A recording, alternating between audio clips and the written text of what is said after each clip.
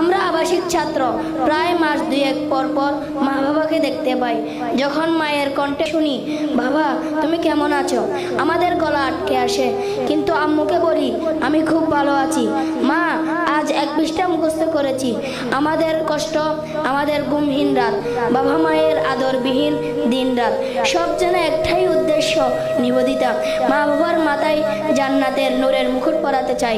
শুধু একটাই উদ্দেশ্য, মা বাবার মুখে হাসি ফোটানো, জান্নাতের নূরের মুকুট পরানো। প্রিয় উপস্থিতি, আপনারা জানেন হাফেজদের জন্য জান্নাতে এমন এক মাকাম নির্ধারিত আছে যা সাধারণ মানুষের কল্পনারও বাইরে। আর হাফেজরা যদি তাদের কোরআন অনুযায়ী জীবন গড়তে পারে, সে নিজে তো জান্নাতি হবে, তার মা বাবাকে এমন মুকুট পরানো হবে যার আলো পুরা পৃথিবী চাপিয়ে যাবে।